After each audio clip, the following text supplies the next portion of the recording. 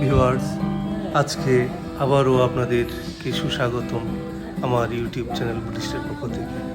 আজকে একটি মহৎ উদ্দেশ্যে রওনা হচ্ছি, সেটা হলো 10 দিনের প্রব্রজের জন্য। যেতে যেতে দেখলাম একটি সঙ্গীত প্রিয় মানুষ তার মনের সুখে গান করতেছে চাউপাই নদীর পাশে। আজকে ছোট শিষ্য অপলক দৃষ্টিতে তাকিয়েছে তার দিকে। কি সুন্দর মেঘের নাম। এই চাউপাইয়া নদীর তীরে অবস্থিত যে মন্দিরটাতে আমি যাব তার নাম ওয়াট বাংকুয়ান। এই ওয়াট বাংকুয়ানে আমি 10 দিনের জন্য প্রব্রজ গ্রহণ করব।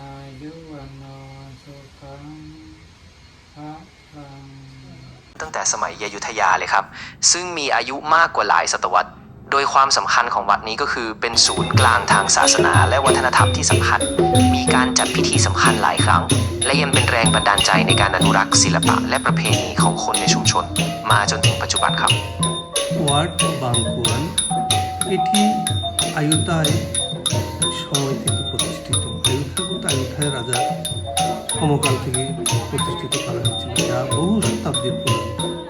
এর গুরুত্ব হলো এটি একটি গুরুত্বপূর্ণ ধর্মীয় এবং সাংস্কৃতিক কেন্দ্র ছিল, যেখানে অসংখ্য গুরুত্বপূর্ণ অনুষ্ঠান অনুষ্ঠিত হতো এবং এটি স্থানীয় মানুষের শিল্প ও ঐতিহ্য রক্ষা এবং প্রচারের জন্য অনুপ্রেরণা দিয়েছে এখনো পর্যন্ত।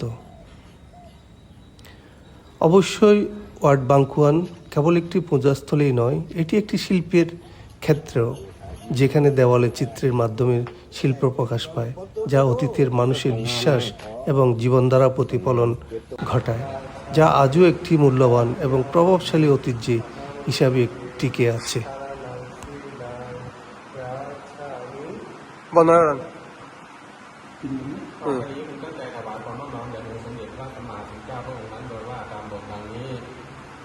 আমার জীবনে আমি এই পর্যন্ত প্রায় 8 বার প্রব্রজ ধর্ম গ্রহণ করেছি। প্রথমে আমাদের